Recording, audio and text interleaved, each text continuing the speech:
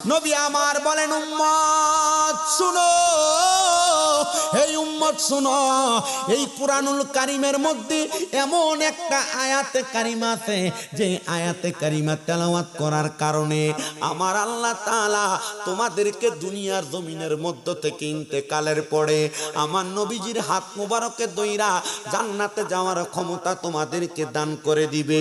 ওগো মুসলমান, আল্লাহর নবী এই কথাটা পয়লা কুরআনুল কারীমের এই আয়াতের দিকে ইঙ্গিত করলেন। নবী আমার চোখ মোবারকের পানিগুলো ছেড়ে দিয়ে কান্না করে। সাহাবায়ে কেরাম বলেন, নবী গো, আপনি স্পষ্টভাবে বললেন না কোন কোন আয়াতে কারিমা তেলাওয়াত করলে আল্লাহ তাআলা আমাদেরকে আপনি নবীর হাত মোবারকের মধ্যে ধরে জান্নাতে যাওয়ার ক্ষমতা দান করবে। নবী আমার চুপ করে রইলেন, মুস্কি মুস্কি হাসতেছেন। অসংখ্য মুহাক্কিক উলামায়ে কেরাম, অসংখ্য মুহাক্কিক মুফাসসিরিনে কেরাম, মুহাদ্দিসিনে কেরাম একসাথে হয়ে বর্ণনা করে, ওগো জগতের মানুষ, নবী যদি বলে দিতেন এই আয়াতটা পড়লেই তোমরা নবীর হাত মোবারকে ধরে ধরে জান্নাতে চলে যাইবা, তাহলে তোমরা ওই দুইটা আয়াতে কারিমা নিয়েই পড়ে থাকতা, তোমরা পুরাটা কুরআনুল কারীম তেলাওয়াত করতে না। এই জন্য আমার নবীজি কুরআনুল কারীমের দিকে ইঙ্গিত করে দিয়ে জানায়া দেয়, উম্মত, এই কুরআনুল কারীমকে যদি তোমরা তেলাওয়াত করো তাহলে তোমরা আমি নবীর হাত মোবারকের মধ্যে ধরে ধরে জান্নাতে যাইতে পারবা। এখানে আমার অনেক বৃদ্ধ বাবাজিরা আছেন, এখানে অনেক যুবক ভাইরা আছেন, পর্দার অন্তরালের মধ্যে আমার অনেক মা বোনের আছে যারা এখনো পর্যন্ত কোরআন পড়তে পারে না, যারা এখনো পর্যন্ত আল্লাহ তাআলার কোরআনুল কারীমকে আয়ত্ত করতে পারে নাই।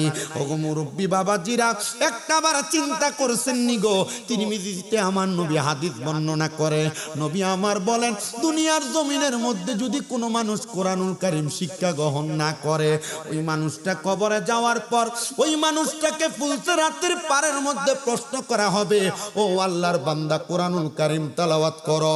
বান্দা বলবে, আমি কোরআন তেলাওয়াত করতে পারি না। বান্দা অথবা বলবে, আমি পড়তে জানি না, পড়তে পারি না। বলে, কেন পড়তে জানো না? বলে, আমার মা আমারে কোরআন শিখায় নাই, আমার বাবা আমারে কোরআন শিখায় নাই। তখন ডাক দেওয়া হবে, হে ফেরেশতার দলের এই সন্তানের মাকে ডাক দাও, এই সন্তানের বাবাকে ডাক দাও, ডাক দিয়ে নিয়ে যা হবে, এ বাতাসের এলাকার মানুষ, তোমরা যারা তোমাদের সন্তানকে কোরআন শিখাও নাই, তোমাদেরকে ডাক দেয়া হবে, ফুলসিরাতের কিনারার মধ্যে দাঁড় করায়া প্রশ্ন করা হবে, আব্দুর রহমানের বাবা, এরশাদ ইমরাদার বাবা, তুমি কেন তোমার সন্তানটারে কোরআন শিখাও নাই? তুমি কেন তোমার সন্তানটারে কোরআন পড়াও নাই? আমার আব্বা জবাব দিবে, আমি দুনিয়ার ব্যস্ততায় পইরা আমার সন্তানকে কোরআন পড়াইতে ভুলে গিয়েছিলাম। আমার মা জবাব দিবে, আমি সংসারের ব্যস্ততায় পইরা আমার সন্তানকে কোরআন তেলাওয়াত করাইতে ভুলে গেছিলাম। তখন বলা হবে, এ সন্তানের বাবা, ফুলসিরাতের উপর লম্বা লম্বি হয়ে শুয়ে যাও। সন্তানের বাবার হাতগুলা থাকবে ফুলসিরাতের ওই পারে, পাগুলা থাকবে এই পারে। আর সন্তানকে বলা হবে, ও সন্তান, যেহেতু তোমার আব্বা আম্মা তোমার কোরআন শিখাই নাও, যাও তুমি তোমার আব্বার বুকের মধ্যে পাড়া দিয়া ফুলসিরাত পার হও। এর সন্তান, এ বাতাসার এলাকার মানুষ, একবার চিন্তা করে দেখো, দুনিয়াতে একবার বাবার পায়ের সাথে, বাবার হাতের সাথে পাটা লেগে গেলে দুইবার তিনবার সালাম করো, কিন্তু যদি তুমি তোমার ইন্তেকালের পরে বাপের বুকে পাড়া দিয়া ফুলসিরাতটা পার হওয়া লাগে, একবার চিন্তা করে দেখো তোমার অবস্থা কেমন হবে। অবস্থা বড় ভয়াবহ হবে রে। আল্লাহর নবী জানাই, শুনো, শুধু এই অবস্থার মধ্যে শেষ না। যদি কোনো সন্তান উপযুক্ত বয়স হওয়ার পরে, অনেকে বয়স বেড়ে গেছে মনে করে কোরআন শিখতে চায় না, যদি কোনো সন্তান প্রাপ্তবয়স্ক হওয়ার পরে নিজ দায়িত্বে কোরআন না শিক্ষা গ্রহণ করে, ওই সন্তানটা যখন তার বাবার বুকের মধ্যে পাড়া দিবে, সন্তান মনে করেছে নিজে বাবার বুকে পাড়া দিয়া ফুলসিরাত পার হয়ে যাবে। না না না না না, সন্তান যখন তার বাবার বুকের মধ্যে পা রাখবে, তখন সন্তান এবং বাবা একসাথে জাহান্নামের অতল গহ্বরের মধ্যে পড়ে যাবে। নবীর অসংখ্য সাহাবায়ে কেরাম আমার নবীর সম্মুখে বসা কান্না করে আর ডাক দিয়া বলি, ইয়া রাসূলুল্লাহ, ওগো নবী, আমরা আপনার প্রতি ঈমান এনেছি, আপনার আদেশ মোতাবেক ইসলাম গ্রহণ করেছি, ইসলামের মতানৈক্যর মতাদেশগুলো আমরা পালন করতেছি, কিন্তু আমাদের মা আমাদের বাবা ওনারা ছিলেন বেঈমান, তিনারা কোনোদিন ঈমান আনেন নাই। ওগো নবীজি, তখন আমাদের আর তাদের অবস্থা কেমন হবে? আমার নবী তাদের ব্যাপারে বলেছেন বেহিসাব, কোনো হিসাব নাই। তবে জানো গো, তোমরা তোমাদের নিজ দায়িত্বে কোরআন শিক্ষা গ্রহণ করা লাগবে। নবীর দরবারে কয়বারের যুদ্ধে চক্ষু হারানো একজন সাহাবী হাত উঠে ডাক দিয়া বলি, ইয়া রাসূলুল্লাহ, নবী গো, ইয়া রাসূলুল্লাহ, আমি তো চোখে দেখি না, তা আমি কোরআন পড়বো কেমনে? আপনি নবী একবার বলেন না। চোখে দেখে না, তবু কোরআন পড়ার জন্য কত মায়া মায়া। এ পর্দার অন্তরালের মা, রমজান মাস যাওয়ার পরে যে কোরআন শরীফটা গিলাফ বাইন্দা রেখে দিছ, এখনো পর্যন্ত কোরআন পড়ো নাই গো মা, এখনো পর্যন্ত কোরআন পড়ো নাই। এ যুবক বাইরে, মুরব্বী বাবারে, রমজান মাসে যে একবার কোরআন খতম করেছ, এই রমজানে এক খতম আর অপর রমজানে এক খতম, এটাকে তেলাওয়াত বলে না রে, তেলাওয়াত বলে না। কোরআন তোমাকে লানত প্রদান করবে, বদদুয়া প্রদান করবে। এই কোরআনুল কারীম তোমার অসংখ্য বারাকা, অসংখ্য রহমত, অসংখ্য বরকত দান করবে। যুবক ভাই শুনো, অন্তরের কান লাগে শুনো। অন্ধ সাহাবী হাত মুবারক উঠে ডাক দিয়া বলি, ইয়া রাসূলুল্লাহ, ইয়া হাবিবাল্লাহ, ওগো নবীজি, আপনি নবী একবার বলেন না, আমি তো চোখে দেখি না, আমি কেমনে কোরআন তেলাওয়াত করব? দেখেন, অন্ধ মানুষের ভিতরে কোরআন তেলাওয়াতের প্রতি কত মায়া, কত মুহাব্বত, কোরআনের প্রতি কত টান। কষ্ট হচ্ছে আপনাদের? অসুবিধা হচ্ছে? ওয়াজ কি বুঝতেছেন? যদি বলেন যে গান গজল গায়ে সময় কাটাই দিতে, আমি কিন্তু পারবো, কিন্তু আমার ধারাবাহিকতার ওয়াজ এটা না। আর আমি এটা করি না দেখে আমারও হুজুররা পছন্দ করে, আলেমরা আমার আদর করে, মুহাব্বত করে। আপনারা যদি মনোযোগ দিয়ে শোনেন, আমার ওয়াজের ধারাবাহিকতা ঠিক থাকবে। আব্বাজিরে কষ্ট হচ্ছে? কষ্ট হইলেও বলবেন, তাবার উপরে এডিয়াসে দিয়া দিবে, চলে যাবেন তাড়াতাড়ি। কিন্তু আমি যদি আপনাদেরকে দুই একটা কথা, মাদ্রাসার মাহফিল, দুই একটা কথা বইলা দিয়া না যাই, তাহলে আপনাদের কাছে আমার এটা হক আদায় হবে না। আর আল্লাহ ময়দানে মাসুন আমার কালারে আপনারাও ধরবেন, ফেরেশতারাও ধরে রাখবে। এই খারাপ ইয়া লয়ে গেছে, ওয়াজ ভালো করে বুঝাই দিয়া যাচ্ছে। আমি চাই না যে আমার কালারে ধরা হোক। আমি বাইসা যাই, আপনাদেরকে বইলা যাবো, আপনারা যদি না শুনেন, ময়দানে মাসুর আপনার কানের মধ্যে গরম সীসা ঢালাই করে ঢেলে দেওয়া হবে। ঠিক আছে না আব্বাজি? কষ্ট হচ্ছে আপনাদের? অসুবিধা হচ্ছে? ওয়াজ যে করতেছি, একজন অন্ধ ব্যক্তি সাহাবী কোরআন তেলাওয়াত করতে পারে না, দেখে না বিদায়, ওনার ভিতরে কোরআনের প্রতি কত মায়া আর কত টান। আর আমাদের ভিডিও এর ঘরে বরকত নাই, মুসিবত যায় না, রোগ যায় না, এটা যায় না, স্বামীর কামাই বরকত হয় না, এ মিলাদ ফরায়, দোয়া ফরায়, সব করে, কিন্তু দোয়া তো বরকত হয় না। ওই বকির লাগা তুমি তো নিজেই কোরআন ফরো না, আগে নিজে ঠিক হও, আগে নিজে ঠিক হও, দেখবা বরকত চলে আসবে। আমি আমার আলোচনার ধারাবাহিকতা রক্ষা করব। আপনারা একটু মুহাব্বতে দুরূদ শরীফ পড়েন। আল্লাহুম্মা সাল্লি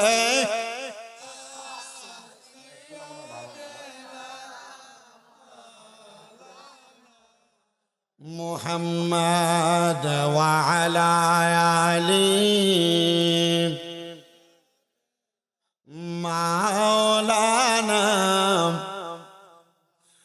বলেন ভালোবাসার জায়গা মদিনা, ভালো লাগার জায়গা মদিনা। বলেন ভালোবাসার জায়গা মদিনা, ভালো লাগার। এত সুন্দর জায়গা কোথাও দেখি না, এত সুন্দর জায়গা কোথাও দেখি না। সাজিয়েছেন দয়াল রাব্বানা, ভালোবাসার জায়গা মদিনা। বলো ভালোবাসার জায়গা মদিনা, ভালো লাগার জায়গা না। বলেন ভালোবাসার জায়গা মদিনা, ভালো লাগার। মদিনা শরীফে নূরের খাজিনা, মদিনা শরীফে নূরের খাজিনা। সাজিয়েছেন দয়াল রাব্বানা, ভালোবাসার জায়গা মদিনা। বলেন ভালোবাসার জায়গা মদিনা, ভালো লাগার জায়গা মদিনা। বলেন ভালোবাসার জায়গা মদিনা, ভালো লাগার। আমার প্রিয় বাবাজিরা শুনান, আল্লাহর নবী যখন কুরআনুল কারীম তেলাওয়াতের ফজিলত বর্ণনা করতে লাগলেন, নবীজির খায়বারের যুদ্ধে আহত একজন সাহাবী হাত মুবারক উঠে ডাক দিয়ে বলেন, ইয়া রাসূলুল্লাহ, নবী গে, ও মায়ার নবীজি, আমি তো আমার দুইটা চোখ দিয়ে কুরআনুল কারীমের হরফ দেখি না, আয়াতে কারিমা দেখি না, বাক্য দেখি না, তো আমি সাহাবী কেমনে তেলাওয়াত করব? আপনি নবী একটা বার বলেন না গো নবীজি। নবী আমার চোখ মুবারকের পানি মুবারক ছেড়ে দিয়ে কান্না করতে লাগলেন। এমন টাইমে আমার নবীজির কাছে ঘন্টার ধ্বনির নাই একটা আওয়াজ আসছে, ইয়া রাসূলুল্লাহ, ইয়া হাবিবাল্লাহ, এই কুরআনুল কারীম যারা তেলাওয়াত করতে পারে গো, আমার আল্লাহ তাআলা জাদাতুম ঈমান আয়াতে কারিমার অংশ বিশেষ হিসেবে একটা মানুষের ঈমান বৃদ্ধি করে দেয়। একটা মানুষের ঈমান বৃদ্ধি করার পর হায়াত বৃদ্ধি করে দেয়। দুই নাম্বার, বান্দার রিজিক বৃদ্ধি করে দেয়। বান্দা কোনো মুসিবতের মধ্যে থাকলে মুসিবত দূর করে দেয়। ইয়া রাসূলুল্লাহ, ইয়া হাবিবাল্লাহ, নবী গো, আপনি কি জানেননি গো, আমার আল্লাহ তাআলা কোরআন তেলাওয়াতের বরকতে ওই বান্দার কঠিন কোনো বিমার থাকলে বিমার শেফা দান করে দেয়। আল্লাহর হাবিব সাল্লাল্লাহু আলাইহি ওয়াসাল্লাম নবীজির কাছে এবার কুরআনুল কারীমের সূরা ইয়াসিন হইল না তো, কুরআনুল কারীমের সূরা ইয়াসিন নাযিল হচ্ছে। কুরআনুল কারীমের সূরা ইয়াসিনের নাম কি আপনারা শুনেছেন অনেকেই? কুরআনুল কারীমের সূরা ইয়াসিন নাযিল হচ্ছে। আল্লাহ তাআলার প্যারা হাবিব মুহাম্মদুর রাসূলুল্লাহ সাল্লাল্লাহু আলাইহি ওয়াসাল্লাম নবীর সামনে অসংখ্য সাহাবায়ে কেরাম বসা। নবী আমার কুরআনুল কারীমের সূরা ইয়াসিন যখন তেলাওয়াত করা শুরু করে দিলেন, কুরআনুল কারীমের সূরা ইয়াসিনের প্রথম 8টা বাক্য তেলাওয়াত করার সাথে সাথে ওই সাহাবীকে বলেন, সাহাবী গো, তুমি আমার জবানের সাথে সূরাতুল ইয়াসিন তেলাওয়াত করো। ওই সাহাবী ডাক দিয়ে কয়, ইয়া রাসূলুল্লাহ, আমি কুরআনুল কারীমের সূরা ইয়াসিন তেলাওয়াত করতে লাগলাম। আমার নবী যখন সূরা ইয়াসিন তেলাওয়াত করে, ওই অন্ধ সাহাবীও সূরা ইয়াসিন তেলাওয়াত করে। আমার নবীরে ডাক দিয়ে বলি, ইয়া রাসূলুল্লাহ, আমি তো আমার চোখ দিয়ে দেখতে পাই না। নবী আমার জানায়া দেয়, তোমার বাড়ির সম্মুখে একটা গাছের গোড়ালির মধ্যে আমি নবীজি কুরআনুল কারীমকে লিপিবদ্ধ করেছি, লিখে রেখেছি। তুমি ওই কুরআনুল কারীমটাকে সে জায়গার মধ্যে মুহাব্বত করবা। ওই সাহাবী বলে, আমার নবীজির শিখানো বাক্যগুলো আমি তেলাওয়াত করতে লাগলাম। আমি যখন তেলাওয়াত করতে লাগলাম, আমি তেলাওয়াত করতে লাগার সাথে সাথে আমি এটাকে মুহাব্বত করে ওই কুরআনুল কারীমের অক্ষরগুলাকে চুমা খাইতে লাগলাম। অল্প কিছুদিন পরে আমার নবী যখন আমার সামনে কুরআনুল কারীমের সূরা ইয়াসিন প্রথম থেকে শেষ পর্যন্ত তেলাওয়াত করতে লাগলেন, খোদা কি কসম, ওই কুরআনুল কারীমের সূরা ইয়াসিন তেলাওয়াত করার বরকতে আমার আল্লাহ তাআলা ওই খায়বারে চোখ হারানো সাহাবীর চোখগুলা ফিরিয়ে দিছে। আপনি কি বুঝতেছেন কিছু? রাশিয়া মাইকের মালিক যে আমার খুব আদর করে, আমার কানে মনিটরের সাউন্ড আসতেছে না, আমি দূর থেকে ওয়াজ করতেছি, তবু আমার সমস্যা হইতেছে না। যদি আপনি না পারেন এখন এভাবে স্টপ থাকেন, মাইকের আওয়াজে মানুষ বুঝুক। বুঝতেছেন না আপনারা? এমনি বুঝুক। আমার একটু কষ্ট হবে, কষ্ট হলে কি হবো, কুমিল্লার বেটা মরে গেলে গামনা রয়েছে, অসুবিধা হবে আপনাদের? বসুন, যতটুকু করতেছি ততটুকু বুঝতেছেন? তাইলে কুরআনুল কারীমের সূরা ইয়াসিন তেলাওয়াত করার কারণে কি হইছে? কথা কই না করে কি খুলে গেছে গা? আরো জোরে কর না, কি খুলে গেছে? আমি এমন 3টা ঘটনা আপনাদেরকে শোনাবো, শোনা আমি বিদায় নিব। তবে আপনারা ধৈর্য নিয়ে শুনবেন, তো আপনাদের লাভ হবে। মুহাব্বতে বলেন মারহাবা, আরো জোরে বলেন না মারহাবা। আল্লাহর হাবিব সাল্লাল্লাহু আলাইহি ওয়াসাল্লামের জবান মুবারকের কুরআনুল কারীমের সূরা ইয়াসিনের তেলাওয়াত শুনে ওই সাহাবীর চোখগুলা খুলে গেছে। সাহাবী কই, ইয়া রাসূলুল্লাহ, কোরআনের এত মুজিজা, কোরআনের এত পাওয়ার, কোরআনের এত সম্মান, কোরআনের এত ইজ্জত, এত মর্তবা, ওগো নবী, আমি এখন আমার চোখ দিয়ে দেখতে পাই। আমার নবী বলেন, ও সাহাবায়ে কেরাম শুনো, এই কুরআনুল কারীমকে যারা মুহাব্বত করবে, বরকত আল্লাহ তাআলা অসংখ্য বান্দাকে দান করে দিবে। তাহলে বলেন, কুরআনুল কারীম তেলাওয়াত করলে রোগের শেফা দান করেন একজন, তিনার নাম কি? আর জবান খুলে বলেন তিনি কে? আল্লাহ। ও গো আল্লাহ, ক্ষমা করে দাও, মাফ করে দাও, বলেন আল্লাহ। ও গো ক্ষমা করে দাও, মাফ করে দাও, বলেন ক্ষমা করে। তোমাকে না চিনিয়া তোমাকে না দেখিয়া ঈমান এনেছি তবুও ঈমান এনেছি তবুও সেই ওসিলাই রহমত দয়া বিলাও সেই ওসিলাই রহমত দয়া বিলাও ক্ষমা করে দাও মাফ করে দাও বলেন আল্লাহ ও গো ক্ষমা করে দাও মাফ করে দাও তোমাকে না দেখিয়া তোমাকে না চিনিয়া ঈমান এনেছি তবুও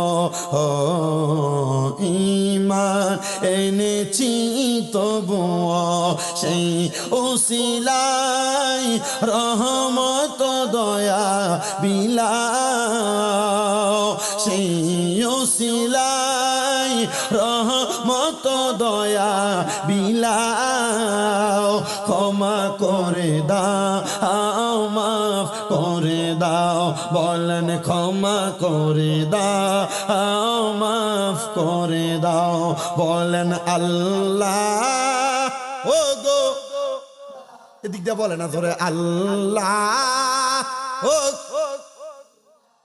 ক্ষমা করে দাও মাফ করে দাও বলেন ক্ষমা করে দাও মাফ করে দাও একটা জবানও বন্ধ রাখবেন না জবানটা ছেড়ে দিয়ে মুহাব্বতের আওয়াজে পড়েন আল্লাহু আকবার আমার প্রিয় মুসলমানেরা শুনো ইমাম গাজ্জালী রাহমাতুল্লাহি আলাইহির নাম আপনারা এখানে অনেকেই শুনেছেন ইমাম গাজ্জালী রাহমাতুল্লাহি আলাইহির জামানায় ছোট্ট একটা ঘটনা ঘটেছে আপনাদের মাদ্রাসা থেকে আজকে 4 জন কোরআনে হাফেজ হয়েছে যারা কোরআনে হাফেজ হয় সবাই কিন্তু কোরআনুল কারীমকে সিনাতে ধরে রাখতে পারে না অহংকারের কারণে তাকাব্বুরির কারণে সিনা থেকে কোরআন উঠে চলে যায় আল্লাহ তাআলা তাদের কাছ থেকে কোরআন ছিনিয়ে নিয়ে যায় ওই জামানায় হযরত ইমাম গাজ্জালী রাহমাতুল্লাহি আলাইহির সময়ে একজন কোরআনে হাফেজ বলে আমাদের এলাকার মধ্যে অসংখ্য বুজুর্গানে দিন ছিল অসংখ্য আল্লাহ তাআলার মকবুল বান্দা ছিল যাদের দুয়ার বরকতে আল্লাহ তাআলা দুনিয়ার মানুষকে অসংখ্য বারাকা নসিব করতেন যাদের দুয়ার বরকতে আল্লাহ তাআলা অসংখ্য বরকত অসংখ্য রহমত দুনিয়ার মানুষকে বন্টন করতেন আল্লাহর এই বুজুর্গ বান্দা ইন্তেকাল করার পরে হযরত ইমাম গাজ্জালী রাহমাতুল্লাহি আলাইহির এক ছাত্র বর্ণনা করতেছে জগতের মানুষ শোনো একটা অলৌকিক ঘটনা ঘটে গিয়েছে যে এই অলৌকিক ঘটনার কারণে আমরা হতবিলম্বিত হয়ে গিয়েছি আমাদের এলাকার একজন কোরআনে হাফেজ উনি আমাদের কাছে বর্ণনা করেছে বলে কেমন বর্ণনা করেছে বলে আমাদের এলাকার কোরআনে হাফেজ আমাদেরকে বলতেছে আমাদের এলাকার যে কোনো মানুষের কোনো সমস্যা হলে মুসিবত হলে ওই বুজুর্গ বান্দার মাকবারার সামনে মাজারাতের সামনে যে কোনো দোয়া করলে আল্লাহ তাআলা সাথে সাথে দোয়া কবুল করে ফেলতেন জোরে বলেন সুবহানাল্লাহ ওই কোরআনে হাফেজ বলেন আমি একদিন আমার পেটের অনেক পীড়া যন্ত্রণার কারণে আমি সাথে সাথে আমি মনে মনে নিয়ত করতে লাগলাম আল্লাহ যদি আমার পেটের পীড়া ভালো করে দেয় তাহলে আমি ওই বুজুর্গ বান্দার মানে ইমাম গাজ্জালীর এলাকার ওই বুজুর্গ বান্দার এলাকার মধ্যে ওনার মাকবারার সামনে দাঁড়ায় দাঁড়ায় কোরআন কারীম তেলাওয়াত করবে আল্লাহর বান্দা মনে নিয়তটা করতে দেরি আল্লাহ তাআলা বান্দার রোগটাকে শিফা করতে দেরি করে নাই আসতে বললেন আমরা নিয়ত করি যে আমার ফুট যদি বিদেশ যেতে পারে আমি মসজিদে 1000 টাকা দিব আমার মাইয়ার যদি একটা ছেলে হয় তাহলে আমি মসজিদে একটা মাদ্রাসাতে একটা ছাগল দালাইমু আল্লাহর লগে চুক্তি করে আল্লাহর লগে চুক্তি আল্লাহ যদি দেয় তাইলে দিব না দিলে দিত না মেম্বার সব চুক্তি না নি আমার ফুট যদি বিদেশ যাইতে পারে তাহলে আমি মসজিদে 10,000 টাকা দিব আগে দেলাও আগে দিয়া কও যে আল্লাহ আমি তোমার ঘরে 10,000 টাকা দিছি তুমি আমার ফুটটারে বিদেশ পাঠাও আল্লাহ আমার জিয়ের ঘরে যদি একটা নাতি হয় তাহলে আমি মসজিদের একটা মাদ্রাসাতে একটা ছাগল দেলাই মনে তো তুমি আগে ছাগল দিয়ে কও যে আল্লাহ আমি এতিমরে খাওয়াইছি মাদ্রাসা তলে বুলালেমরে খাওয়াইছি আল্লাহ এটার বরকতে তুমি আমার একটা নাতি দিতা তাইলে না আল্লাহ দিত এ আল্লাহর লগে চুক্তি করে যদি হয় তাইলে দিব নাইলে দিত না ঠিক কি না? এগুলা কি করা যায়? এগুলা করেন। নিয়তের নাম বরকত মনে রাখবেন। নিয়াতুল মুমিনিন খায়রুম মিন আমালি। মুমিনের নিয়ত আমলের চেয়ে উত্তম। নিয়ত করছেন ভালো কথা, নিয়ত আগে পুরা করেন, দেখবেন আল্লাহ তাআলা এমনি অটোমেটিক দিয়ে দিবে। আর জোরে বলেন না সুবহানাল্লাহ। আমার প্রিয় বাবাজিরা শুনেন এবার, কুরআনুল কারীমের ওই হাফেজ বলেন, আমি মনে মনে ইরাদা করতে লাগলাম, ইরাদা আল্লাহ তাআলা যদি আমাকে একটা আমার পেটের পীড়া ভালো করে দেয়, তাহলে আমি বুজুর্গ বান্দার কবরের সামনে দাঁড়ায় দাঁড়ায় কোরআন তেলাওয়াত করব। নিয়তটা কি ভালো না খারাপ? আস্তে বল, ভালো না খারাপ? আর আমরা দেশের বহু হুজুররা আছে, আমরা যদি আল্লাহর কোন বুজুর্গ বান্দার মাজারাত মাকবারার ব্যাপারে কোনো নিয়ত করি, ডাইরেক্ট ফতোয়া দেলায় শিরিক। কথা বলে না? এ বাবা, শিরিক যে বললা, বেদাত যে ফতোয়া দিলা, তুমি কি জানোনি যাদের মাকবারায় যাদের মাজারে নিয়ত করে, এই নিয়ত আল্লাহর জন্য করে। আর এই আল্লাহর ওলি যারা, এদের উসিলায় তুমি ইসলাম ধর্ম পাইছো, কিন্তু তুমি শিরিক ফতোয়া দিতে কোনো চিন্তা ভাবনা করো না। জানোনি বাবা, যাদের মাজার আর মাকবারা নিয়ে শিরিক ফতোয়া দাও, এ মাজারওয়ালার কারণে তুমি ইসলাম পাইছো। কথা কোন ঠিক কিনা? তবে মাজারের মধ্যে কোনো ভণ্ডামি হলে আমরা এটাকে সাপোর্ট করি না, করেন। মাজারের মধ্যে কেউ সেজদা দিলে এটাকে আমরা সাপোর্ট করি না, করেন। মাজারের মধ্যে কোনো বেডিয়ে ঢুকলে এটা আমরা সাপোর্ট করি না, করেন। মাজারের ভিতরে কেউ যদি বেডিয়ে টোল বাদ্য করে নাচে, এটা আমরা সাপোর্ট করি না, করেন। মাজারের মধ্যে যদি কেউ উরুস মোবারকের নাম দিয়ে বেডি দিয়া গান করে, এটা আমরা সাপোর্ট করি না, করি না। সুন্নি জামাত এটাকে সাপোর্ট করে না। আর এগুলা যারা করে তারা ভণ্ড, তাদের সাথে সুন্নিদের কোনো সম্পর্ক নাই। ডান হাত তুলে বলেন ঠিক কিনা? অনেকে চিন্তা করবে, এটা কোন হুজুর আনছে রে? হুজুর তলদি মার্কা দেখা যায়, হুজুর মাজারের বিরুদ্ধে কয়। হুজুর মাজারের বিরুদ্ধে কয় না, হুজুর মাজারের পক্ষে কয়। মাজারে যারা সেজদা দেয়, মাজারে যারা বেডিয়ে ডুবতে দেয়, মাজারের আশেপাশে যারা গান দ্বারা সরবয়, বেডিয়ে আইনা উরুস মুবারকের নাম দিয়ে বেডি দিয়ে গান করে, এদের সাথে সুন্নিদের কোনো সম্পর্ক নাই। আর এরা যদি সুন্নি দাবি করে, এরা ভণ্ড। এদের কারণে আহলে সুন্নাত ওয়াল জামাতের বদনাম হয়। ডান হাত তুলে বলেন ঠিক না বেঠি? ইসলাম ধর্ম শিক্ষা দেওয়ার জন্য হযরত শাহজালাল ইয়ামিনী বাংলাদেশ আগমন করছেন। আমরার পরনের ধুতি খুললে আমরা লুঙ্গি পরাইছেন। শাহজালাল ইয়ামিনী বাংলাদেশে আইসা বিবাহর 7 পর্যন্ত গ্রহণ করার চেষ্টাও করেন নাই, বিবাহের 7 গ্রহণ করার চেষ্টা করে নাই। আর তুমি কো বেরিয়ে তুই বইয়া থাও, এটা মারেফত। অবাক করা বিষয়। আর ফির যদি বেরিয়ে তুই বইয়া থাকে, মুরিদ তো বেরিয়ে উঠতে থাকবে বেটা। এটা আমরা ভন্ডামি শিখা, কথা কয় না। হে নাম দিছে ফির সাহেব বিড়ি খায়, আছে না? তো বীর ফির যদি সিগারেট খায়, মুড়িতে গাঞ্জা খাইতো না? এমন ফির যদি কেউ দইরা থাও, এটারে তালাক দাও। কারণ হ্যাঁ নিজে তো জান্নাতে যাইতে পারতো না, তোমার নিব কেমনে? যে ফির বেরিয়ে তুই বইয়া থাকে, ফির তালাক দাও। এ ফির নিজে জান্নাতে যাইতে পারবে না, তোমাকে নিবে কিভাবে? আরে উচিত কথা কইলে শামীম দাদার কত দোষ। আমার ডাইরেক্ট লেখা নিছে কমেন্টসে, এটা যে ওল দিয়ে গেছে গা, এটা তো সুন্নি না। আরে বেটা মিডিয়াত কই বইয়া থাউন্ডে সুন্নি কয় না, পিসাব যেটা সিগারেট খাইডারে সুন্নি কয় না। হক্কানি পীর হইলো ওইটা যার চেহারার দিকে তাকাইলে ইজা রুউ যুকিরাল্লাহু আযজা ওয়া জাল্লা, হক্কানি পীরের চেহারার দিকে তাকাইলে আল্লাহর কথা মনে হইব। আরে অনকালার যে পীর বাইর হইছে, হক্কানি পীর না, এর মুখ থেকে সিগারেটের দুর্গন্ধ বাইরে।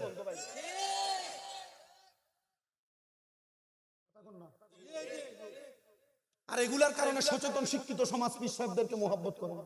কফিরবাজি করলেই ভণ্ডামি। হক্কানি পীর আছে তো সুন্নি জামাতে, যারা ভণ্ডামি করে না, যারা আল্লাহ আল্লাহ রাসূলের পথে ডাকে, মানুষকে মুরাকাবা মুশাহাদা শিখায়, মানুষকে আখিরাতের রাস্তা দেখায়, ওরা হক্কানি পীর। যারা এমন ভণ্ডামি করে, এদের সাথে সুন্নিদের কোনো সম্পর্ক নাই। কষ্ট হইতাছে আপনারা? কালকে তো কইব যে কি মোল্লা দাওয়াত দিছি, তা মোল্লা তো বালা মোল্লা না। আমার দাওয়াত কমতাছে আস্তে আস্তে, তবে যেটি কমতাছে এর থেকে বেশি বাড়তাছে আমার। কইলেন না? হক্কানি পীর যারা ওয়াবতাগু ইলাইহিল ওয়াসিলা, কোরআনুল কারীমের এই আয়াতের উপর ভিত্তি করে ওনাদের দরবারে উসিলা তালাশ করার জন্য মানত করা জায়েজ আছে। তবে মানত চুক্তিবদ্ধ মানত না, আগে মানত পূরণ করবেন, আল্লাহ উপর থেকে ফয়সালা করবেন। যে আল্লাহ আমার ফুতে বিদেশ যাইতে পারলে 10,000 মাদ্রাসায় মসজিদে দিব, মাজারে দিব, এমন মানত না।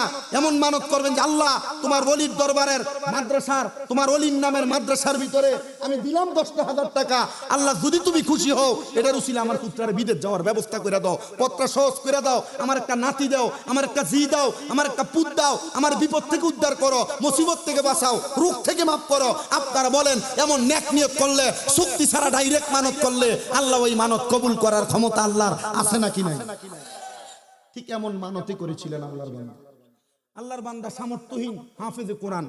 বেশিরভাগ হুজুররাই বাংলাদেশে লক্ষ্য করলে দেখা যায় নিম্নবিত্ত, কথা কয় না, একটু নিম্নবিত্ত কিনা, তবে বাংলাদেশের হুজুররা এখন টাকা পয়সার মুখ দেখছে, মোটামুটি টাকা পয়সা ইনকাম করে।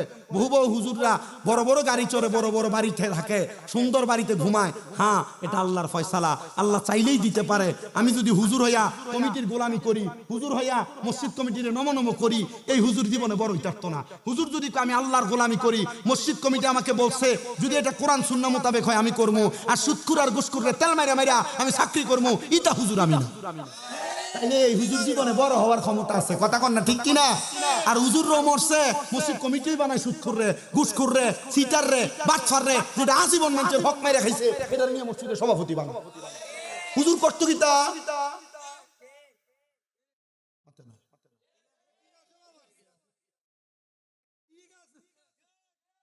কথা কন না, ঠিক কিনা? ঠিক কিনা? আমি কম নাই, লজ্জা নাই, আজীবন সুদ ঘুষ খাইয়া, পরের হক মাইরা মাইরা খাইয়া এরা মসজিদের সভাপতি, মাদ্রাসার সভাপতি। ঠিক কিনা? চিন্তা করলাম যে কুত্তা যদি কখনো ফসা করে, কুত্তাকে ডাক দিলে কুত্তা করে দৌড় মারে। আর এ যে আজীবন সুদ খাইছে, ঘুষ খাইছে, পরের হক মাইরা খাইছে, মসজিদের এই সেক্রেটারি না কেশিয়ার কই ধরে, তাহা তাই এটা কি কয় কেশিয়ার, এর কাছে টিয়া দিলে কত সুন্দর টিয়া হয়, বাইক নিয়ে রাখে, মসজিদের টিয়া দিয়ে বাজার করে খায়।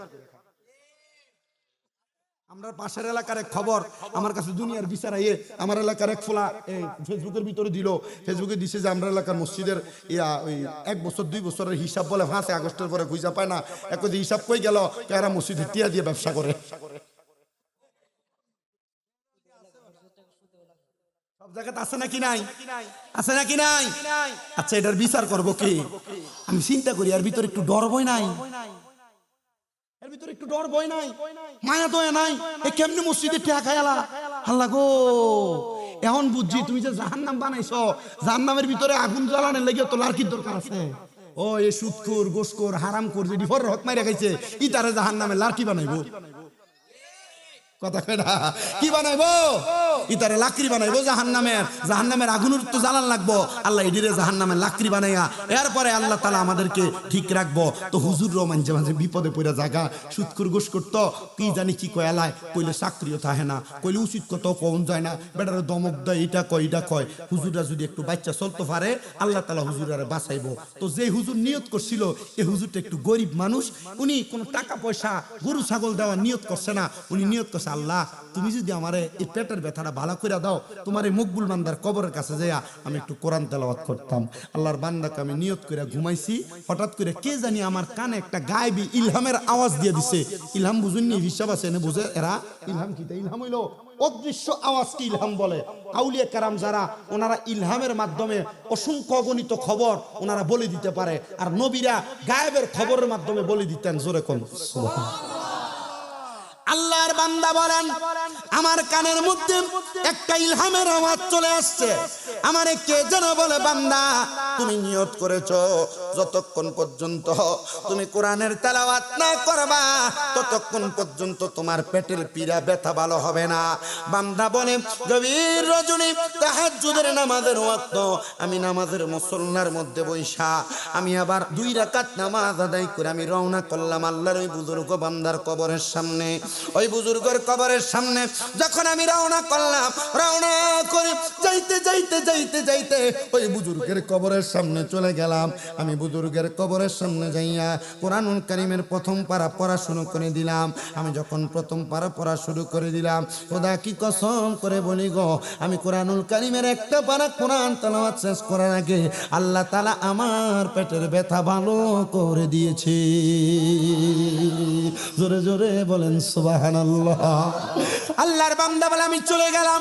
অল্প কিছুদিন পরে আমার আবার আমার পেটের মধ্যে যখন ব্যথা, আমি আবার নিয়ত করলাম, আল্লাহ গো আমার পেটের ব্যথা তো আপনি নিঃশেষ করে দিয়েছেন, শেফা দান করে দিয়েছেন, এখন কেন আমার পেটের মধ্যে ব্যথা আমি বুঝতে পারলাম না।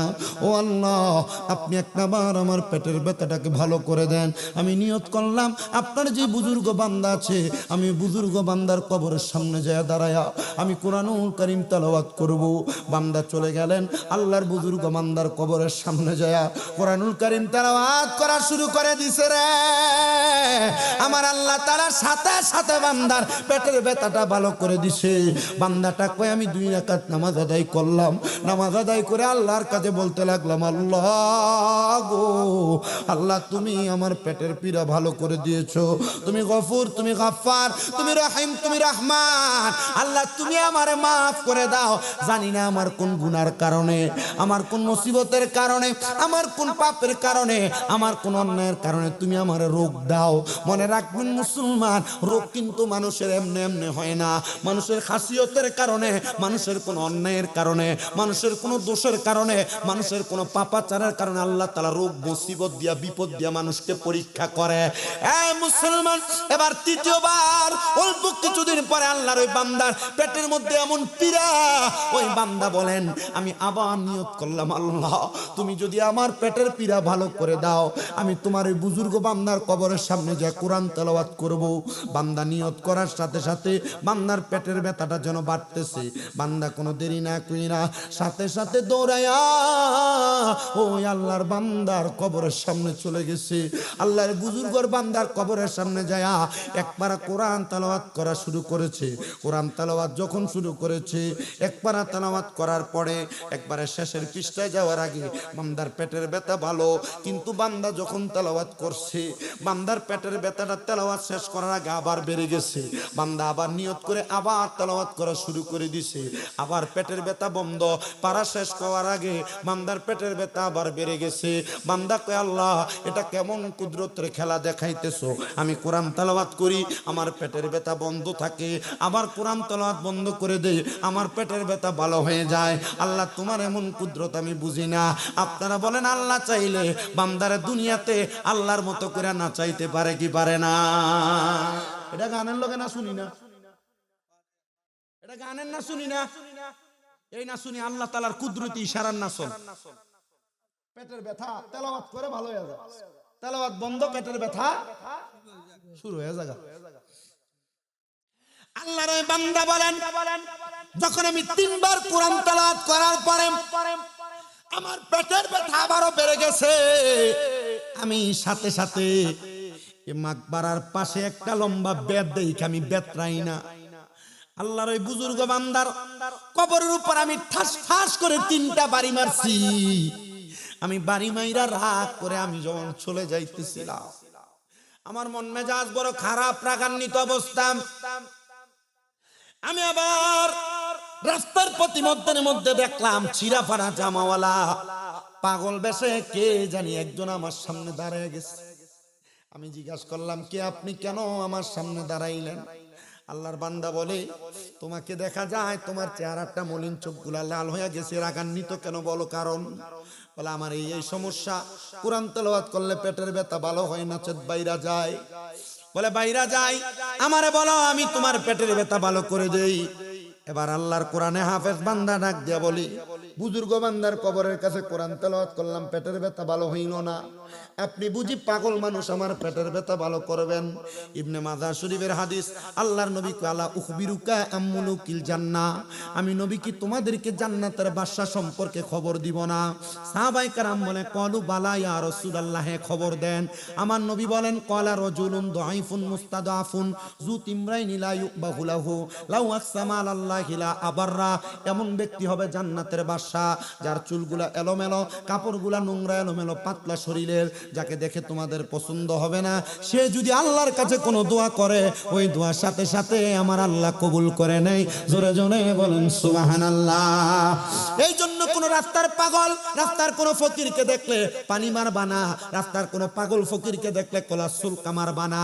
পাগল ফকিরদেরকে সম্মান করবা, ইজ্জত করবা, তাজিম করবা, দেখবা আল্লাহ তাআলা তোমারে বারাকা নসিব করবে। প্রিয় মুসলমান, মুসলমান ইমানদার শুনো, অন্তরের কানটা লাগে শোনো রে, আল্লাহর বান্দারা অন্তরের কানটা লাগে শোনো। এবার আল্লাহর বান্দা ডাক দিয়ে বলে, কোরআনে হাফেজ আমারে বলো তোমার পেটের ব্যথা আমি ভালো করে দিব। কোরআনে হাফেজ বলে, সামনে থেকে সরেন, নচেত এই বেত দিয়ে আপনার পিঠে আমি আঘাত করব। আল্লাহর বান্দা ডাক দিয়া কয়, কোরআনে হাফেজ আমার দিকে তাকায় দেখো, পিঠের কাপড়টা কেমন ভাবে সরাইয়া বলে, আমার পিঠে যে 3টা বাড়ি দিছো, এই বাড়ির দাগও তো এখনো যায় নাই, এখন তুমি আমারে আরো আঘাত করতে যাও। কোরআনে হাফেজ ডাক দিয়া কয়, কে আপনি, আপনার পরিচয়টা কি আমি জানতে চাই।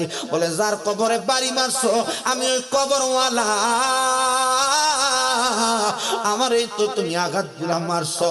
আরে বলেন কি? বলে, হ্যাঁ, তিরমিজি শরীফের হাদিস বলে, দুনিয়ার মানুষ তোমরা কবরের উপর উঠো না, দাঁড়ায়ও না, কবরের উপর বইসো না, কবরের উপর তোমরা শুইও না। 3টা কাজের কথা আল্লাহর নবী শিখিয়ে দেয়। 1 নাম্বার, কবরের উপর উঠো না। আর আমাদের সমাজে অনেক জায়গাতে মানুষকে মাটি দেওয়ার সময় মাটি দিয়া পাড়ায়। এটা কোন জায়গায় শিখছেন আপনি? আমি কয়েক জায়গায় দেখার পর অবাক হয়ে গেছি।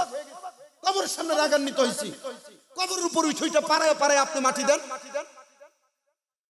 আল্লাহর নবী বলে, তোমরা কবরের উপর উঠবে না, কবরের উপর বসবে না, কবরের উপর শুইবে না।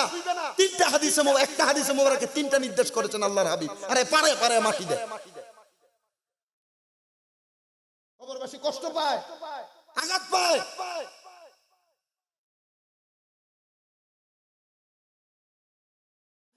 আল্লাহর নবী রাহমাতুল লিল আলামিন নবীর হাদিসে মুবারাকা, তোমরা কবরের উপর হাঁটবে না, দাঁড়াবে না, কবরের উপর বসবে না, কবরের উপর শুইবে না। এবার আল্লাহর বান্দা বলে, এ বান্দা, তুমি কবরের উপর হাঁটো নাই, দাঁড়াও নাই, বসো নাই, কিন্তু তোমার হাতের ছড়িটা দিয়ে তুমি কবরের উপর 3টা বাড়ি মারছো। আমার পিঠে কয়টা বাড়ি? বলে 3টা। এ বান্দা, আমারে তুই এমন ভাবে আঘাত করলি, আমি তোর আঘাত সহ্য করতে পারি নাই। যা যা যা, আমি দোয়া করে দিলাম আল্লাহ যেন আজীবনের জন্য তোর পেটের ব্যথা ভালো করে দেয়। তবে আর ওয়াদা করিস, কোনোদিন তুই কোনো কবরের উপরে আঘাত করবি না, কোনো বুজুর্গের কবরের উপর তুই মারিস না। আমরা সুন্নিদেরকে মানুষ মাজার পূজারি বলে, আমরা মাজার পূজা করি না। আমরা মাজারের সামনে দাঁড়াইয়া সূরা ফাতিহা তেলাওয়াত করি, আমরা মাজারের সামনে দাঁড়াইয়া সূরা ইখলাস তেলাওয়াত করি, আমরা মাজারের সামনে দাঁড়াইয়া সূরা তাকাসুর তেলাওয়াত করি, আমরা মাজারের সামনে দাঁড়াইয়া সূরা ইয়াসিন তেলাওয়াত করি, সূরা আর রহমান করি, সূরা ওয়াকিয়া তেলাওয়াত করি। কেন করি জানো? কারণ এই সূরাগুলা বরকতওয়ালা।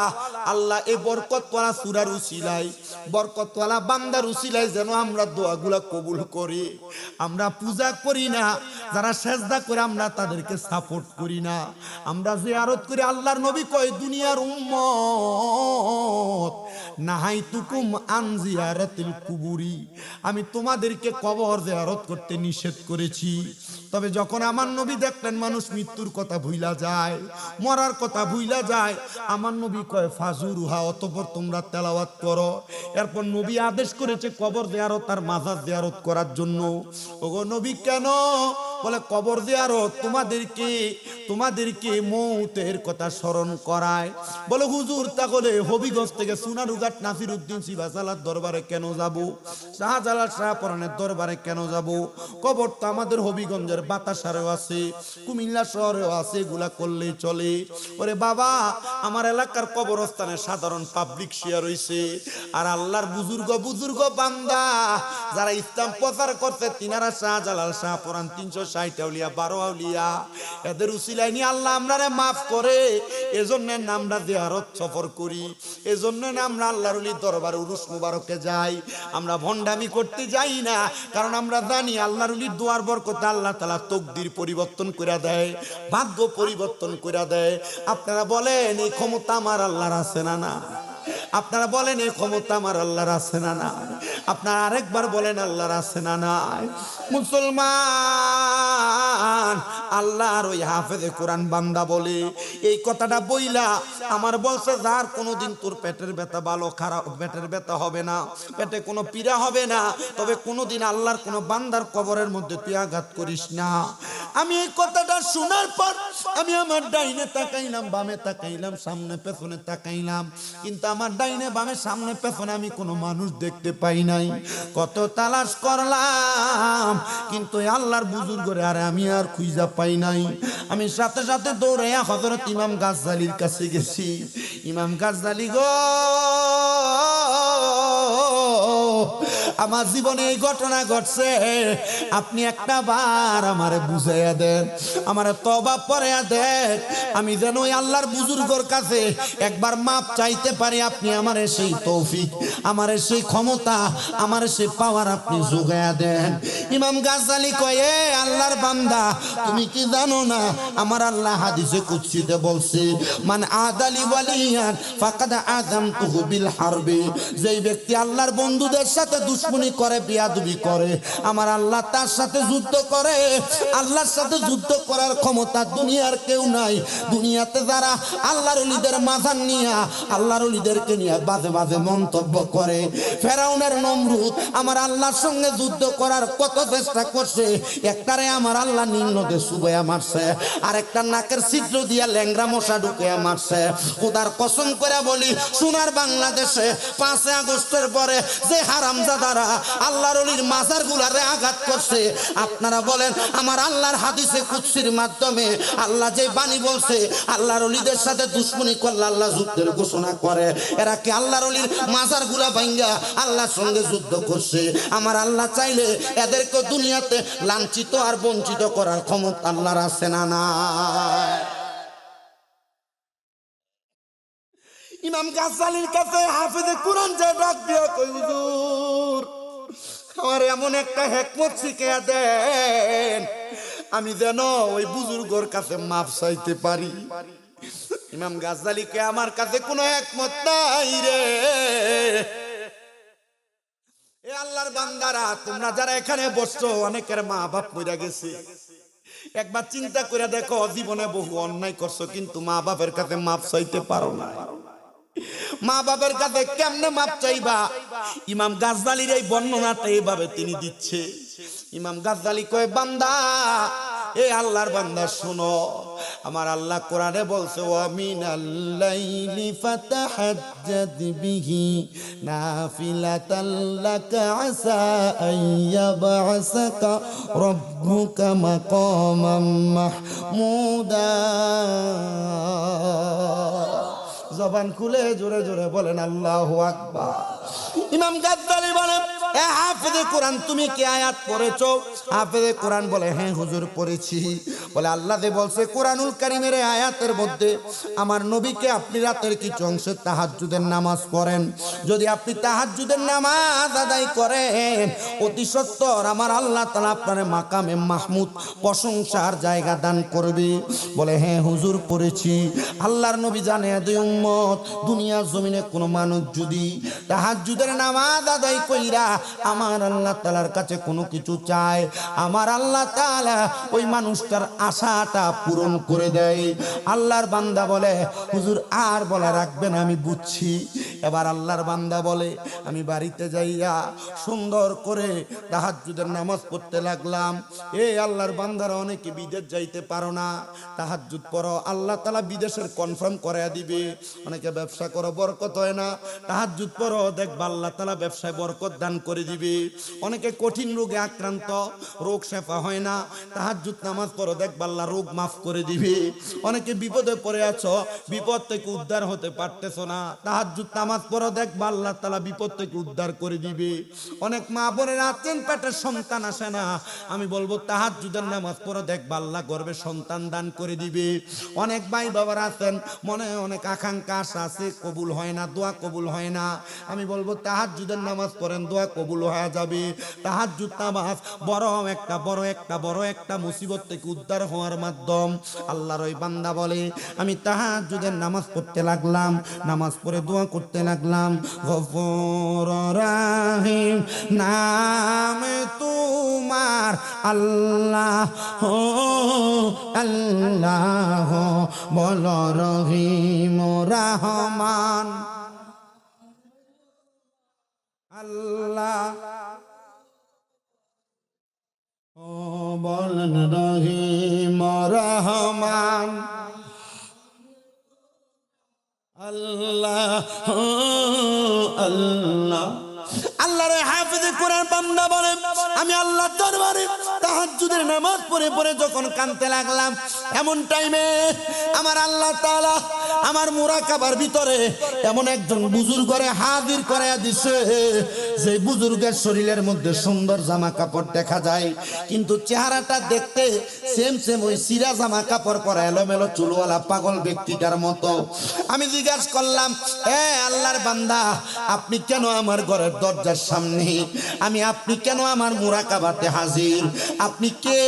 উনি ওনার পিঠটা দেখে বলে, যার কবরের উপরে বাড়ি মারছ আমি সে। হুজুর গো, আপনার গায়ে না চিরা পাড়া জামা কাপড় ছিল, এখন কেমনে নুরানি পোশাক পাইছেন? বলে, চিরা পাড়া জামা কাপড় ছিল আমার দুনিয়ার সুরত, এটা হলো আমার জান্নাতি সুরত।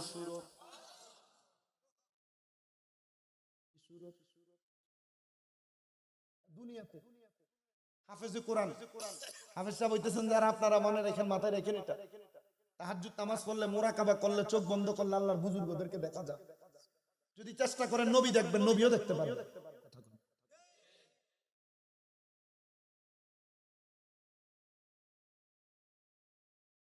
আল্লাহর এই বান্দা বলেন, আমি ওনাকে প্রশ্ন করলাম, আপনি কেন এই অবস্থায় আমার সামনে?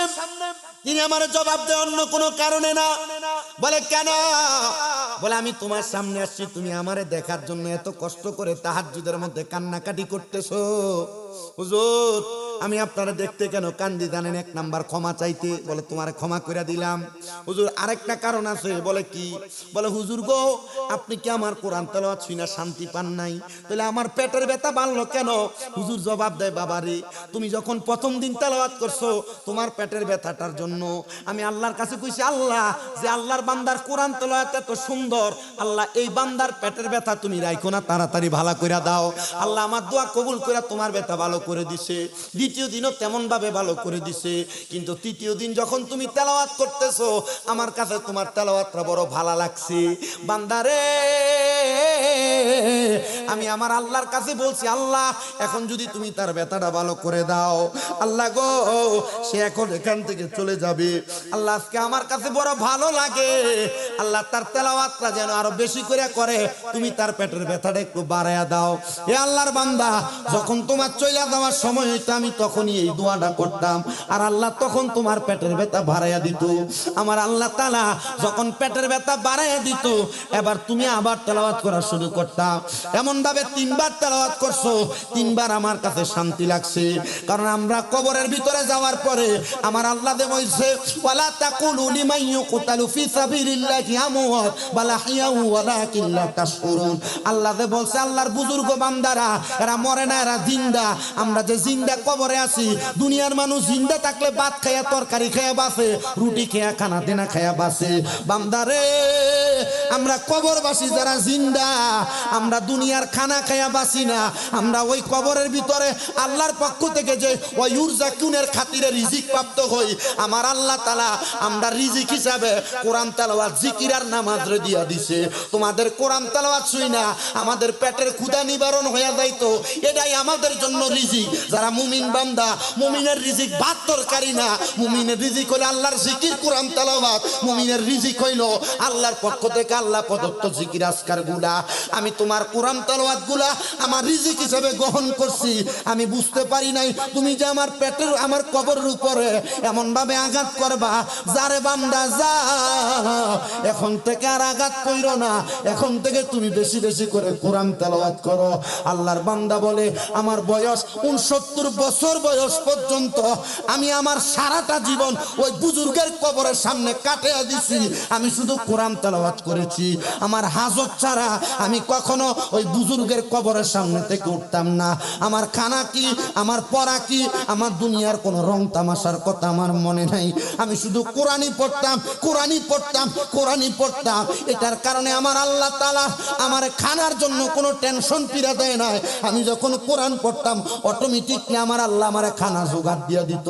ঠিকই তো, আল্লাহর ওলির দরবারে যারা থাকে এরা খানা চিন্তা করে না। হবিগঞ্জের মানুষ শাহপুরানের মাজারের মধ্যে সিংনি দেখ লইয়া যায়, ছাগল লইয়া যায়, গরু লইয়া যায়, এগুলা কিন্তু নিয়া ওই জায়গার পাগল ফকিররে খাওয়ায়। কথা কন না বাবা, ঠিক কিনা?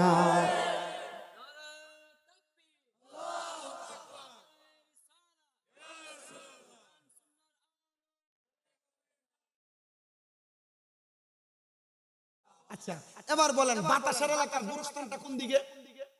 কবরস্থান কই? চতুর্দিকে আসেনি? আচ্ছা, এবার বাতাসার মাদ্রাসাটা কই? এটাই তো ছাত্র বাইজন নাকি?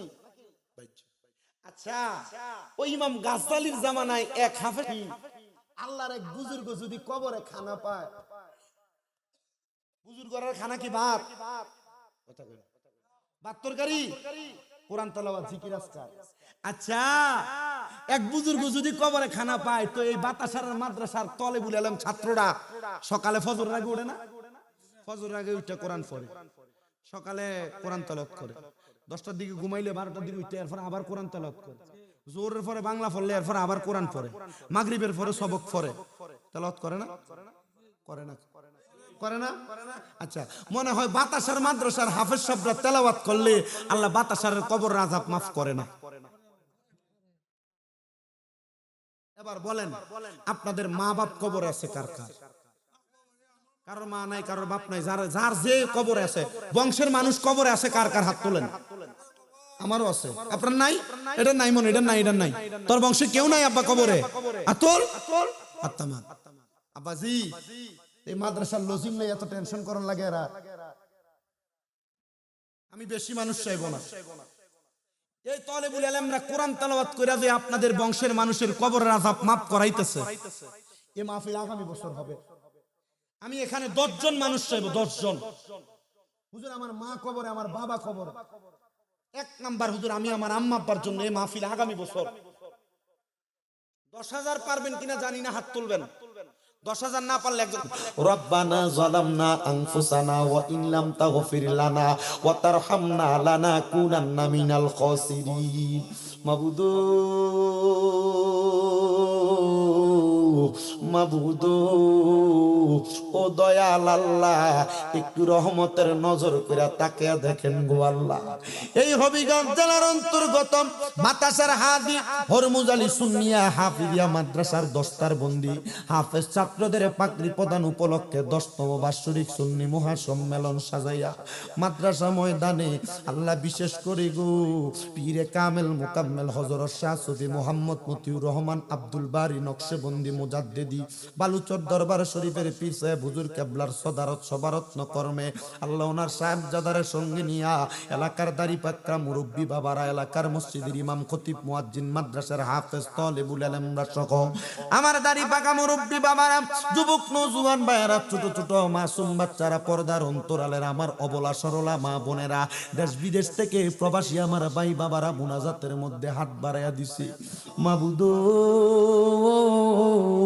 আল্লাহ, যার হাতটা তোমার দরবারে মায়া লাগে, পছন্দ হয়, ওই হাতের উসিলাই আমাদের প্রত্যেকের জীবনের গুনাহ তুমি মাফ কইরা দাও আল্লাহ। আজকের মুনাজাতের মধ্যে কে জানি হাত বাড়াইছে, কার জানি জগতের মধ্যে আব্বা নাই, যেই বাবা রিকশা চালাইয়া মাটি কাইটা মাথার গাম পায়ে ফালাইয়া পরের বাড়িতে বদলার কাজ কইরা সন্তানরে মানুষের মতো মানুষ করার জন্য আব্বা রক্তরে পানি বানাইছে গো আল্লাহ, এমন আব্বার কবর জান্নাতের বাগান বানাইয়া দাও মাবুদ। কে জানি হাত বাড়াইছে, কার জানি দুনিয়ার জমিনের মধ্যে মা নাই, যে মা 10 মাস 10 দিন গর্ভে গর্ভে ধারণ কইরা সন্তানের প্রসব বেদনা সহ্য করতে মার বড় কষ্ট হয়। মা জননী নিজে না খেয়ে আপনারে খাওয়াইছি, মা জননী নিজে রাত্রবেলা করে আরামের ঘুম রে ঘুমাই নাই, হারাম করছি। আল্লাহ এমন মাজার অন্ধকার কবরে গো আল্লাহ, আমার কবর জান্নাতের বাগান বানায়া দাও। আল্লাহ অনেক আদরের বান্দা, মায়ার বান্দারা হাত বাড়াইছে, মাও নাই বাবাও নাই, একবার এতিম। আল্লাহ আল্লাহ তাদের মা বাবা দুইজনের কবর জান্নাতের বাগান বানায়া দাও। যাদের মা বাবা বেঁচে আছে হায়াতে তয়্যিবা নসিব করে দাও। আম্মা অসুস্থ থাকলে পরিপূর্ণ সুস্থ বানায়া দাও। আল্লাহ আমার মাটা আজকে 1 বছরের উপর অসুস্থ, তুমি আবার মারে সুস্থ বানায়া দাও। আল্লাহ গো, আমার কত ভক্তরা আমার মার জন্য তাহাজ্জুদ কইরা কোরআন খতম কইরা রোজা রাখা দোয়া করছে। আল্লাহ তার ইবাদত গুলার উসিলায় তুমি আমার আম্মাটারে সুস্থ বানায়া দাও। আজকের মাহফিলে মাদ্রাসার মধ্যে যারা টাকা দিয়া, পয়সা দিয়া, শ্রম দিয়া, বুদ্ধি দিয়া, পরামর্শ দিয়া তাবারুকের জন্য সহযোগিতা করে, মাদ্রাসার ছাত্রদের পাগড়ি ক্যাশ দিয়া সহযোগিতা করেছে, আগামী বছর মাহফিলে যারা মাইক দিবে, প্যান্ডেল দিবে, পোস্টার দিবে, টাকা পয়সা 10,000, 5,000, 2,000, 1 টাকা পর্যন্ত যারা দান করবে, আল্লাহ প্রত্যেকের দানগুলা তোমার দরবারে কবুল করে নাও। আল্লাহ বিশেষ করে মাহফিলের সভাপতি, সেক্রেটারি সহ মাহফিল কমিটি, মসজিদ কমিটি, এলাকার প্রত্যেকটা মানুষকে তুমি কবুল করো। আমার এলাল হুজুর সহ আল্লাহ মাদ্রাসার প্রতিষ্ঠাতা হুজুরের জন্য অনেকে দোয়া চাইছে গো আল্লাহ। আল্লাহ প্রতিষ্ঠাতা হুজুর মাদ্রাসাটা প্রতিষ্ঠা করে কবরের বাসিন্দা হয়ে গেছে। আল্লাহ ওনার কবরটারে জান্নাতের আলা মোকাম তুমি নসিব করে দাও। ওনার উসিলায় তুমি আমাদেরকেও মাফ করে দাও। বিশেষ করে এই মাহফিলের সম্মানিত বিশেষ অতিথি মাওলানা আব্দুল ওয়াদুদ সিদ্দিকী সাহেবের আব্বা জান ইন্তেকাল করেছে, ওনার জন্য দোয়া চাওয়া হয়। আল্লাহ ওনারে তুমি মাফ করে জান্নাতের আলা মোকাম নসিব করে দাও। বাবা চারা বোনটারে বিবাহ প্রদান করেছে আল্লাহ, আল্লাহ ওনার বোনের দাম্পত্য জীবনটাকে তুমি সুন্দর জীবন দান করো। বিশেষ করে এই হবিগঞ্জে আব্দুল ওয়াদুদ সিদ্দিকী ভাইয়ের একজন চাচাতো ভাই আল্লাহ অ্যাক্সিডেন্ট করেছে টমটম এবং বাসের সাথে। তার জানাজার নামাজে যত মানুষ হয়েছে, আমার মালিক সাহেব উনি বলেছে হুজুর এটা একটা সাক্ষী, ছেলেটা ভালো ছেলে। আল্লাহ গো, অ্যাক্সিডেন্টে টমটমের মাধ্যমে যে ছেলেটা অ্যাক্সিডেন্ট হয়েছে, আল্লাহ তার কবরটারে তুমি নাজাত দাও। অ্যাক্সিডেন্টের মরণটারে তুমি শহীদের মর্তবা দান করে দাও। আল্লাহ রাস্তাটার মধ্যে অনেক সময় অনেক অ্যাক্সিডেন্ট হয়, মুসিবত হয়। আল্লাহ যারা রাস্তাঘাটে গাড়ি নিয়ে চলাফেরা করে, আল্লাহ রাস্তাঘাটে চলার প্রতি বিপদ আপদ অ্যাক্সিডেন্ট থেকে হেফাজত দান করো। আল্লাহ অনেকে দোয়া চায়, প্রত্যেকের খাস দোয়া করে কবরে মঞ্জুর করে। আল্লাহ আমার অনেক প্রবাসী ভাইরা বিদেশ থেকে দোয়া চায়। আল্লাহ গো, ইরানের যুদ্ধের কারণে, ইসরায়েলের যুদ্ধের কারণে, আমেরিকা ইরানের যুদ্ধের কারণে অনেক প্রবাসীরা ইন্তেকাল করতেছে। আল্লাহ ড্রোন হামলার কারণে তাদেরকে তুমি মাফ করে দাও। আল্লাহ আমার প্রবাসীরা যারা আরব আমিরাতে আছে, আল্লাহ তাদেরকে যুদ্ধের কারণে আল্লাহ অসুবিধা থেকে সুবিধায় দান করে দাও। অনেকের আকামার ব্যবস্থা করে দাও, অনেকের কাজ কাম নাই, কাজ কামের ব্যবস্থা করে দাও। অনেকে প্রবাসীর বাড়িতে অসুস্থ, তুমি তাদেরকে সুস্থ বানায় দাও। রব্বুল আলামিন মরণ দিবা দুঃখ নাই, বেঈমান বানায় মরণ দিও না। মরণের আগে বারবার মক্কা মদিনা তাওয়াফ জিয়ারত নসিব করায়া আখিরি জবানে মধুর কালেমা পড়ে দিয়েন, লা ইলাহা ইল্লাল্লাহু মুহাম্মাদুর রাসূলুল্লাহ সাল্লাল্লাহু আলাইহি ওয়াসাল্লাম। আসসালামু আলাইকুম।